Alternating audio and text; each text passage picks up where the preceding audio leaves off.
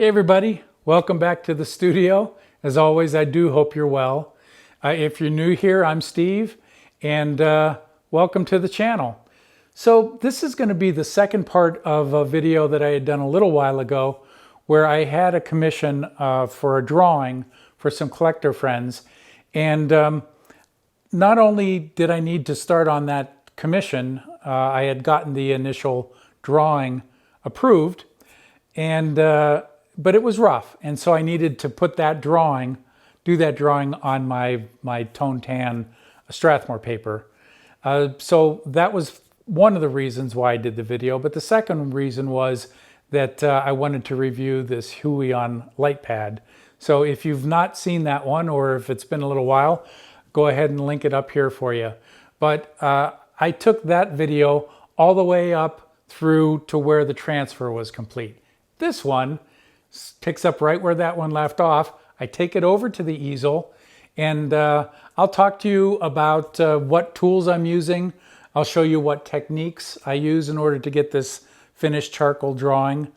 And I think I'd like to talk a little bit about why I chose to do a composite drawing rather than a single drawing because of what the clients wanted. So we'll talk a little bit about what the assignment was. And anyways, yeah, enough talking. Let's get to work.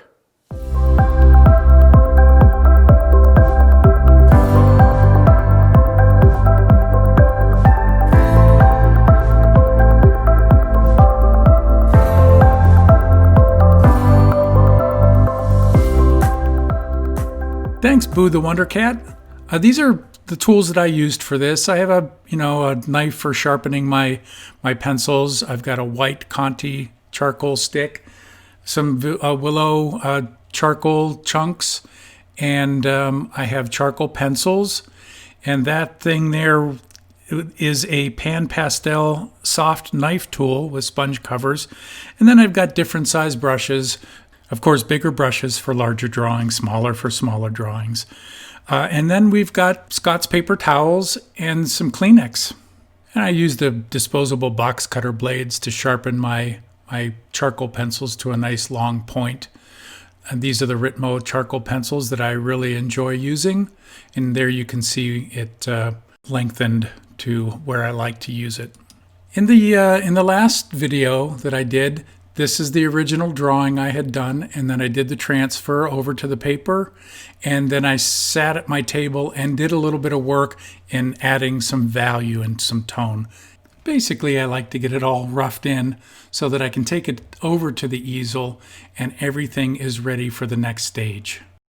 I work at the easel because I can tape it up vertically and all that charcoal falls away, so that's why I do that.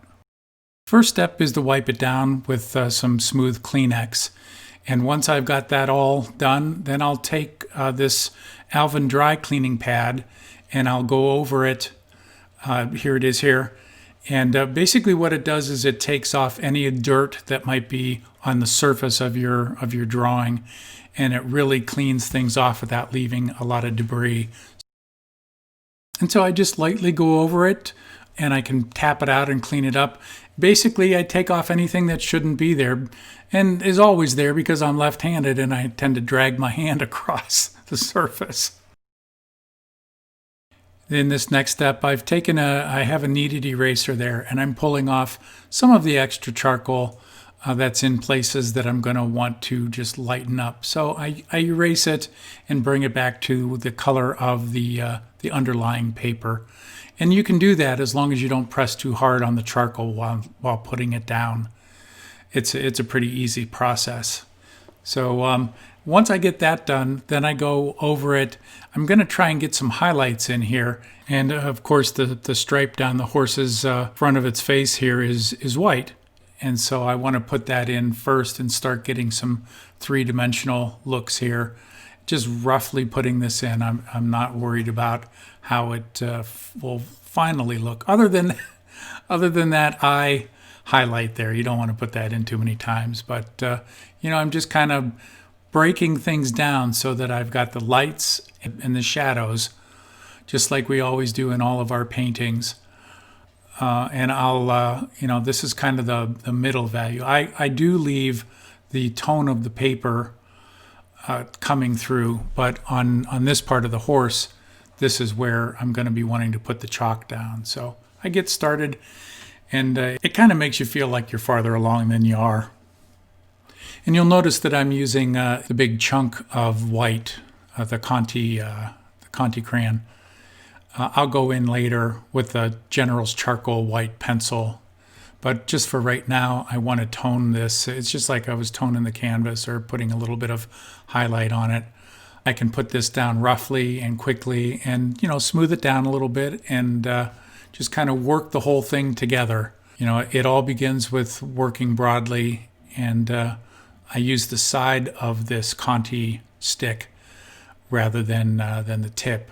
And I'll use the tip, if I want to create that hard edge or I need a little bit of detailing. I think I've got some hard edge work coming up here in a moment around the back side of the hat. I just want to make sure that it really stands out, because this is one of the focal areas up here. So just give it a nice hard edge there. And I'm trying to lay everything in kind of quickly, and then I'll go back and refine everything, not worrying too much about the finish work on it. But what I'm trying to do is, I'll stand back and I'll squint down, and I will look at it as a whole, because, this has to flow like a single piece of art. And it's a little more difficult to do that whenever you're dealing with a composite. So this area that I'm erasing out right now, I see it kind of in my head like, in a photograph, you have what they call the bokeh, the area in the background that's softer and kind of blurred out and has that wonderful softness to it. And that's what I'm seeing as the transition between the large portrait of Mike here and then the transition down to where he's with his horse, Norm, and his dog. And so right now, all I'm trying to do is get everything to work together a little bit. And I know that if I don't get this portrait so that it's right and looks like him, then I may as well start over. So I'm going to get a little finishing work done on Mike's face right now until I'm happy with it. And then I can move on to other parts. And so I've moved down to the lower portion, the lower scene where Mike is walking Norm the horse and his dog Bogey.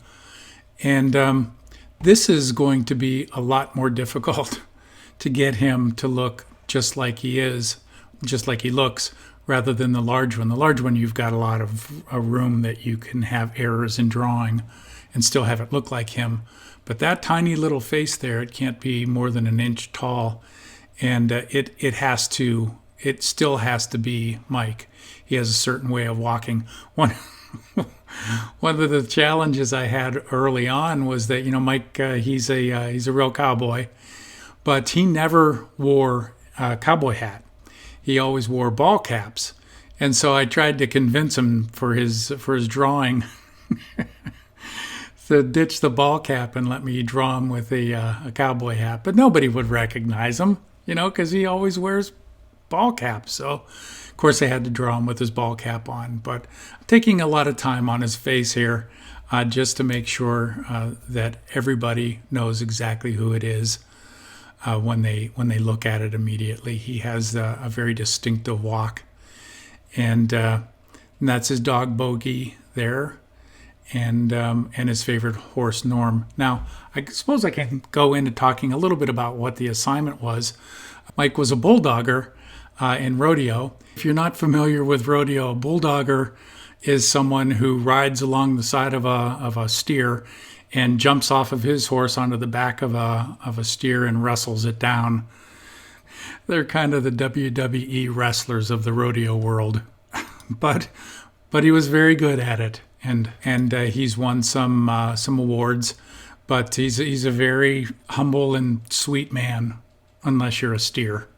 And his wife wanted me to do a drawing that kind of talked a lot about who he is. So one of the things was his favorite horse, Norm, back there, and the other was his dog Bogey there, who's always by his side.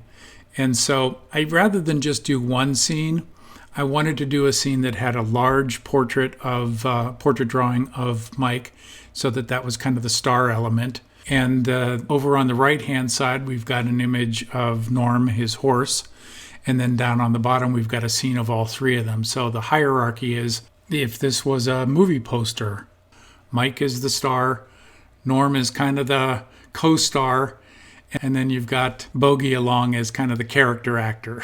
He's kind of the goofy sidekick. I thought I could do that better by doing a composite drawing. And, you just don't see that very much. You see it more in commercial art, and I used to do a lot of these. So it's probably why I thought of doing a composite. But I think they're just as valid and wonderful and unique in the world of fine art. You don't see a whole lot of that going on. And so I was really happy that they were open to doing this for Mike. But of course, to convince them, I told him if I wasn't allowed to do this, I couldn't guarantee how he was going to look in the final drawing. It worked. Something that's important to do if you're going to do these composites is the different elements have to be done to different scales. So, you need to have a large element, you need to have kind of a medium-sized element, and then a smaller scene element, and they all have to kind of flow into each other. So if you're going to do these, try and vary the size of the things that you're drawing. I love doing dogs. They're so much fun to do. And, there's nothing more iconic than a cowboy and his dog. And I'm a cat guy. Now, before you start typing away down in the comments, I'm a dog guy too. It's just that we travel so much going to these different shows that it would be unfair to have a dog. And so cats are a little more independent and they can handle it. So I love dogs. Don't get me wrong. It's just right now, Boo's the queen of the castle.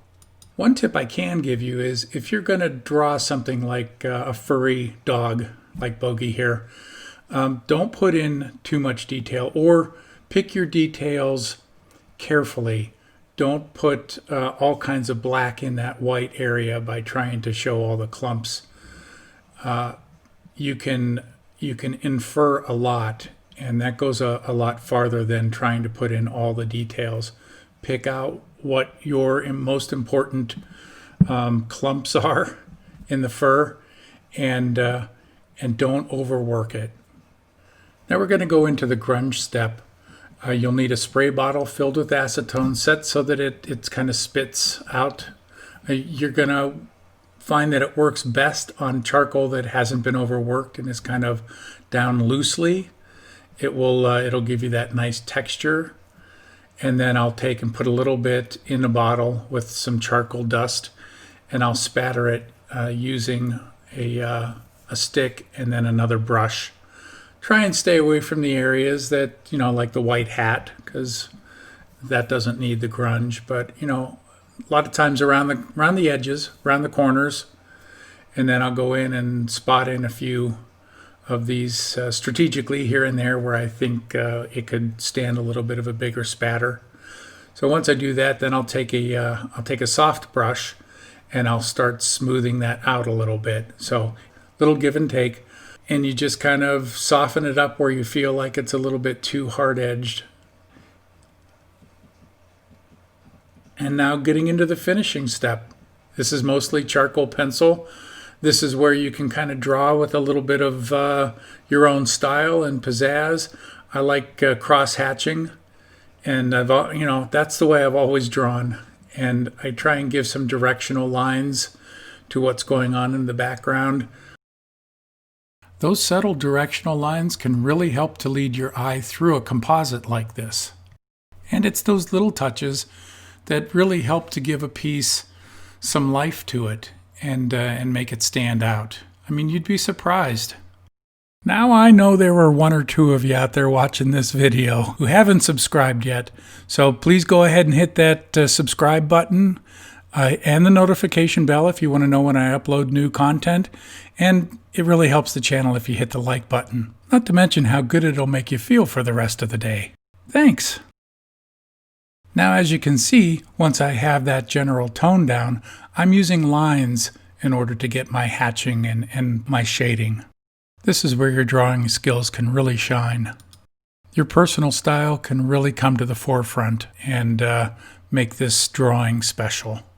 Even when I was a little kid, I would always draw with this cross-hatching style, but it wasn't until I learned to put down the tone first, you know, that general value, and then come in and work over the top of that with that line style, then it really started looking much better, and my drawings improved dramatically.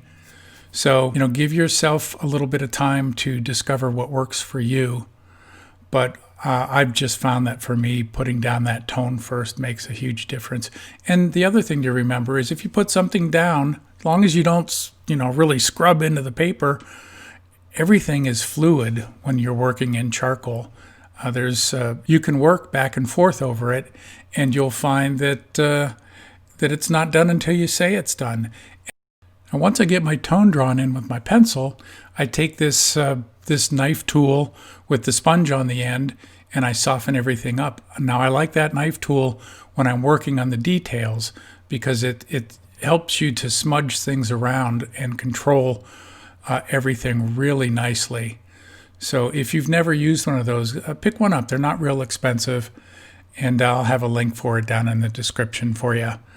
And just so you know, it is an affiliate link, so anything that you buy going through that link, I get a little taste of it, and it doesn't cost you an extra dime, and it helps the channel. Hey, it keeps me from having to have a Patreon page and continually ask you guys for money, and we all know that's a good thing.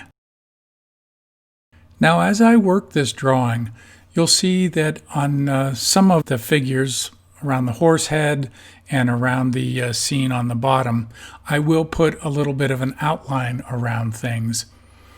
Not too crazy white, but it just helps everything to stand out from the background and makes everything a little bit clearer and a little more pleasing to the eye, I think. And we've gotten to the fun part of this drawing, where I go in and I add highlights, add textures, you know, where the saddle fender there has been scratched up a little bit, and love putting the highlights in on the horse's flank there. It really brings the drawing to life. Don't overdo it, but make sure you get that feeling of 3 dimensions in there, and those highlights really help to do that. And that's where either paying close attention to your reference pays dividends, or really knowing your horse anatomy. I have a video coming up where I show you how I use what they call an écorché, which basically is a sculpture of a horse that has the skin and fat stripped away, so you only see the muscle. You feel like you've got everything in, and it's time to sign it, my favorite part. Here we have what the final drawing looks like.